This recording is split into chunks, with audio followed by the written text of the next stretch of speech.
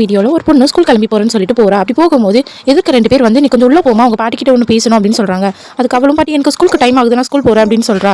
இருமா என்னதான் பேசுகிறாங்கன்னு கேட்கலாம் அப்படின்னு சொல்லிட்டு வெயிட் பண்ண சொல்கிறாங்க. அவளும் உள்ள போய் வெயிட் பண்ணது என் தம்பிக்கு உங்களுடைய பொண்ணு வேணும், என் தம்பிக்கு உங்கள் பொண்ணு கல்யாணம் பண்ணி கொடுங்க அப்படின்னு கேட்டதுக்கு அதெல்லாம் முடியாது, அவள் படிக்கிறா அப்படின்னு சொன்னதுக்கு என் தம்பி 1,50,000 ரூபா சம்பாதிக்கிறான், நீங்கள் கல்யாணம் பண்ணி கொடுங்கன்னு கேட்டதும் அவங்க பாட்டி போய் அந்த பொண்ணுக்கிட்ட பேசுகிறாங்க. அவளும் சரி நான் கல்யாணம் பண்ணிக்கிறேன், உங்களுக்காக தான் கல்யாணம் பண்ணிக்கிறேன் அப்படின்னு சொல்லிட்டு கல்யாணமும் பண்ணிக்கிறா. அப்படி கல்யாணம் பண்ணி வீட்டுக்கு போகும்போது அவளுக்கு புது வீடுன்றதுனால சுற்றி பார்க்குறான். அதுக்கப்புறம் அவங்க ரூமுக்கு போயிட்டாங்க.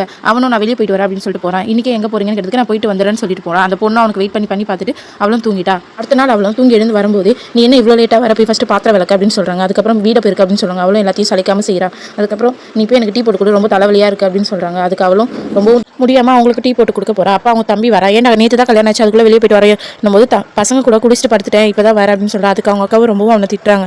அடுத்தது அவங்க கணவன் கிட்ட நீங்கள் ஏன் குடிக்கிறீங்க அப்படின்னு கேட்கும்போது கல்யாணம் புதுசுலேயே நீ என்ன கேட்குற அப்படின்னு சொல்லிட்டு அவளையும் அடிக்கிறா. அவளுக்கும் ரொம்ப வருத்தமாக ஆகி அழுவ ஆரம்பிச்சிடறா.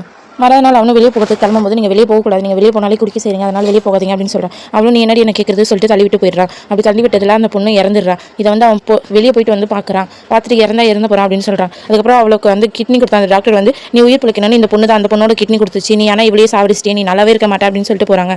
அதை கேட்டு அவனும் ரொம்பவும் வருத்தப்படுறான்.